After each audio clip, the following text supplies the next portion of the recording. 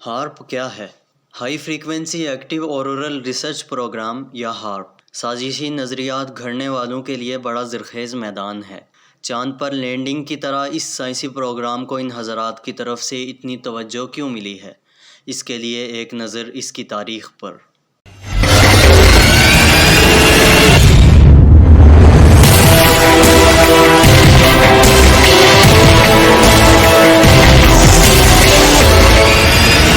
موسم کنٹرول کیے جا سکتے ہیں، طوفان برپا کیے جا سکتے ہیں، زلزلے لائے جا سکتے ہیں، دریا اچھالے جا سکتے ہیں، میزائل اور جہاز گرائے جا سکتے ہیں، دنیا بھر کا مواصلاتی نظام ناکارہ کیا جا سکتا ہے، لوگوں کے ذہنوں اور موڈ پر اثر انداز ہوا جا سکتا ہے۔ یہ وہ دعوے ہیں جو اس پروگرام کے ساتھ وابستہ رہے ہیں۔ اگر ان میں سے کوئی ایک بھی دعویٰ درست ہوتا تو یہ دنیا میں ٹیکنالوجی کا طاقتور ترین پروگرام ہوتا اور یہ حکومتی یا عسکری راز ہوتا۔ اس کے برعکس یہ کلاسیفائڈ بھی نہیں ہے، البتہ اس کی فنڈنگ میں U S air force, navy اور ڈارپا کا حصہ بھی ہے۔ 2014 میں اس کے بجٹ میں کی جانے والی تخفیف کی وجہ سے اس پروگرام کی زمین اور آلات سمیت پروگرام کی ملکیت یونیورسٹی آف الاسکا کے حوالے کر دی گئی تھی۔ اب یہ پروگرام یہ یونیورسٹی چلاتی ہے۔ اس کا مقصد کیا ہے؟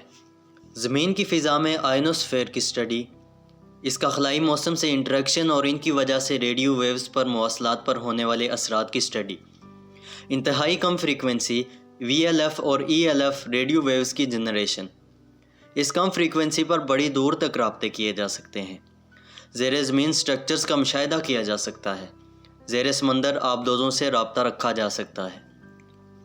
یہ پیچیدہ سائنس ہے اور یہ پروگرام جس طریقے سے کام کرتا ہے وہ بھی پیچیدہ ہے۔ بنیادی اصول یہ ہے کہ کوشش کی جائے کہ جس طرح سورج زمین کی بالائی سطح کے ساتھ انٹریکٹ کرتا ہے وہی کام کرنے کی کوشش کی جائے تاکہ آئنوسفیر پیدا کیا جا سکے اور پھر اس کے اثرات کا مطالعہ ہو سکے۔ اس کو ایک کنٹرولڈ طریقے سے ایسے کام کرنا جسے دہرایا جا سکے، یہ اس پروگرام کا چیلنج ہے اور ظاہر ہے کہ اس کو بہت چھوٹے سکیل پر کیا جا سکتا ہے۔ اس کی سائنس کو سمجھنے کے لیے تھوڑا سا تعارف آئنوسفیر کا۔ بالائی فضا میں یہ علاقہ زمین سے 60 کلومیٹر سے 1000 کلومیٹر کی بلندی پر ہے اور مسلسل تغیر پذیر ہے۔ فضا اس قدر باریک ہے کہ سورج سے آنے والی الٹرا وائلٹ اور ایکس ریز یہاں پہنچ سکتی ہیں، لیکن اتنی کثیف ہے کہ یہ یہاں جذب ہو کر گیس کو آئن بنا دیتی ہیں، یعنی یہ ریڈیشن ایٹم یا مالیکیول سے الیکٹران کو دھکیل کر نکال دیتی ہے، مثبت اور منفی چارج الگ ہو جاتے ہیں۔ اس کی وجہ سے زمین کے گرد چارجڈ پارٹیکلز کا ایک خول سا بن جاتا ہے۔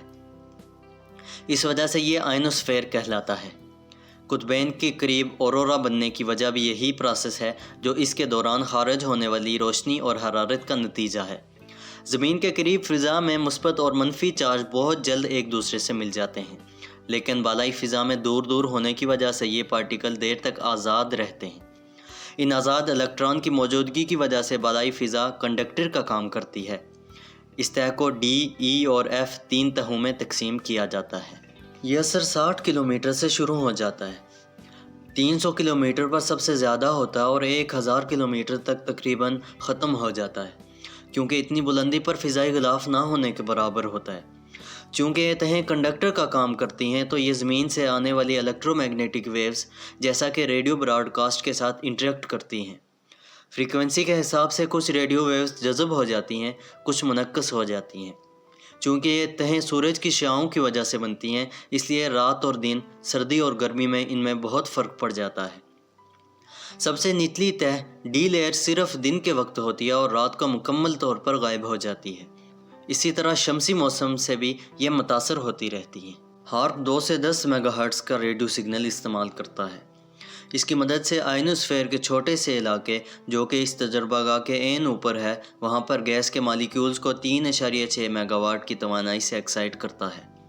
اس کے لیے استعمال کیا جانے والا اس کا مین آلہ آئنوسفیر ریسرچ انسٹرومنٹ IRI ہے۔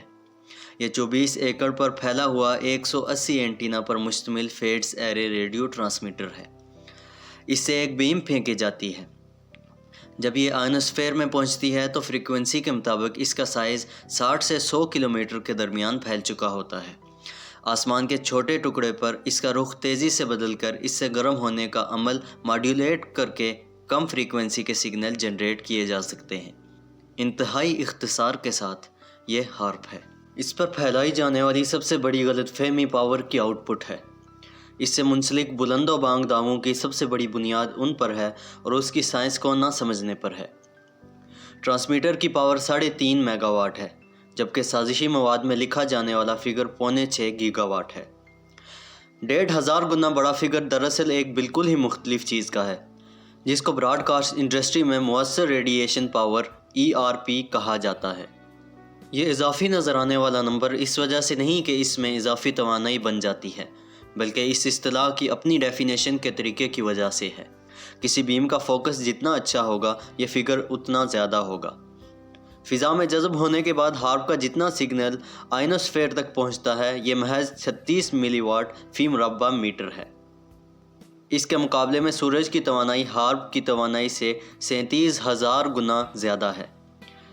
ایک سائنسدان کے مطابق یہ پروگرام ایک دریا کو گھریلو ہیٹر کے ساتھ گرم کرنے کی مانند ہے۔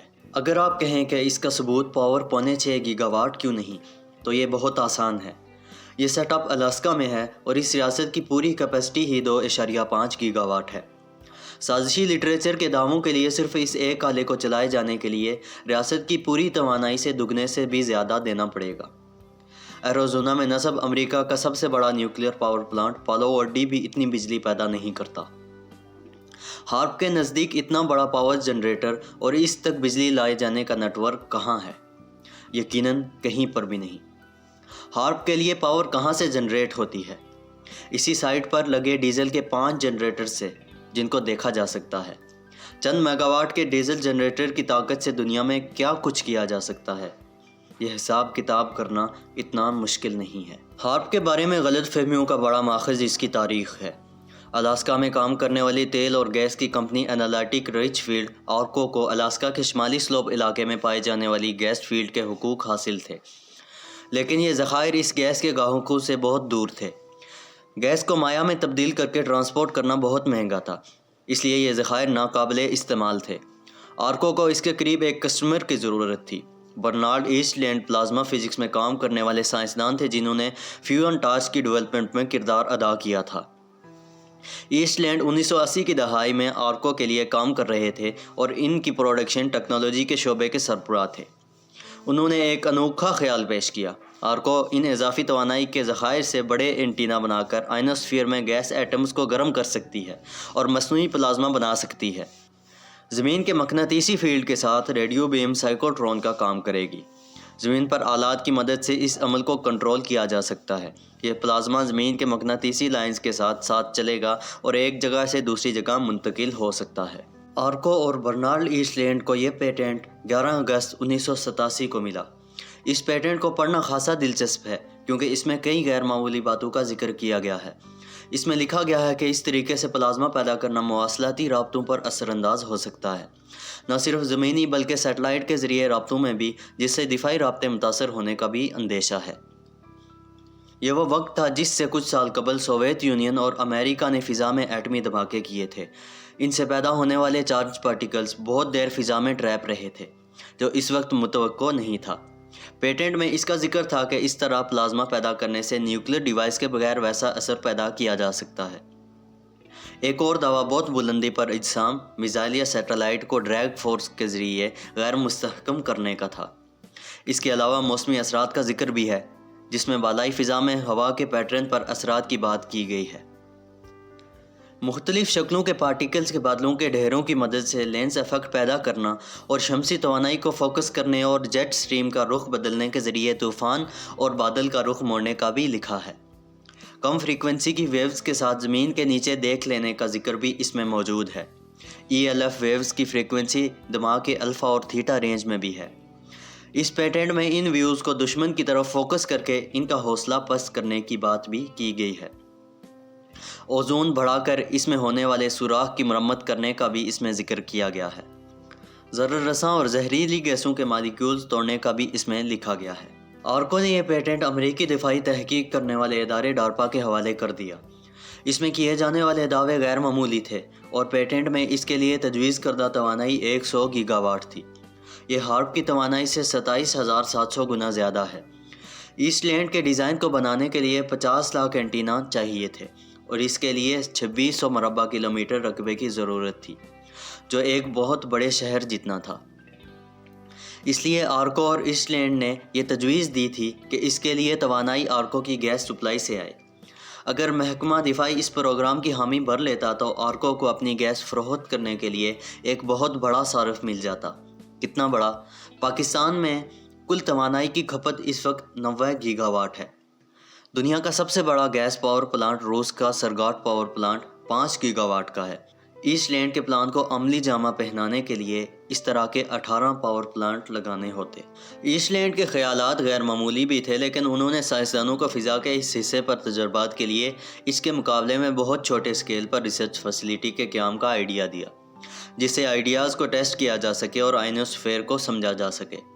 اس کے لیے $1 کروڑ کی فنڈنگ کی منظوری ملی اور آرکو کو ریسرچ فیسلٹی بنانے کا کام سونپا گیا۔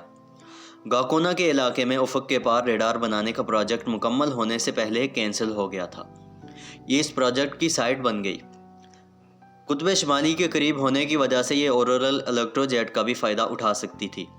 یہ وہ برقی کرنٹ ہے جو قطبین میں آئنوسفیئر میں سرکولیٹ کرتا ہے اور اس جیٹ سے کم فریکوینسی کا سگنل بھیجنے کے لیے ایک بڑے اینٹینا کا کام لیا جا سکتا ہے۔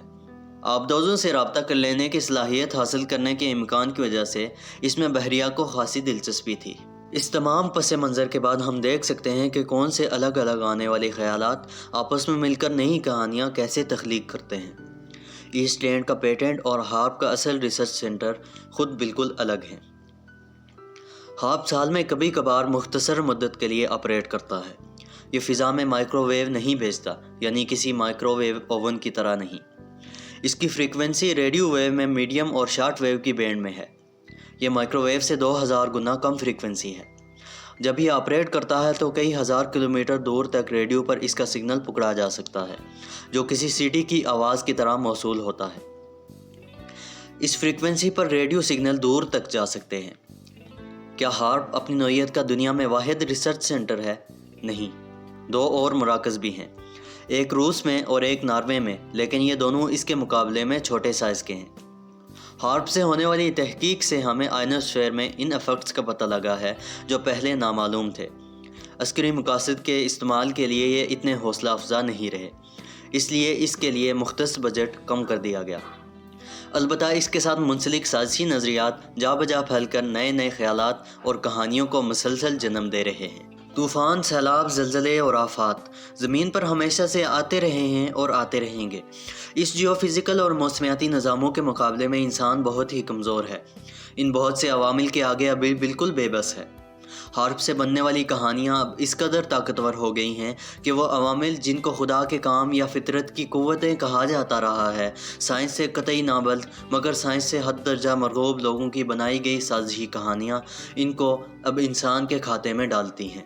پیٹنٹ نمبر 46,86,605 کے ذریعے گیس کی کمپنی کا اپنا گاہک ڈھونڈنے کی کوشش کی خاطر آنے والے اچھوتے خیال سے شروع ہونے والے اس پروجیکٹ کی اکوپمنٹ کی تصویر کے ساتھ منسلک ہے۔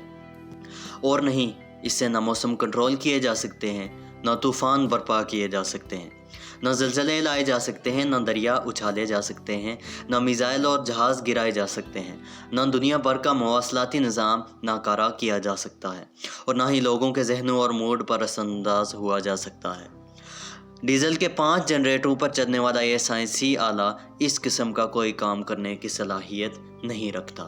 دوستو، اگر آپ کو یہ ویڈیو پسند آئی ہو تو ہمارے چینل کو سبسکرائب کیجئے اور اپنی قیمتی آراء سے ہمیں آگاہ کیجئے۔ انٹل دی نیکسٹ ٹائم، اللہ حافظ۔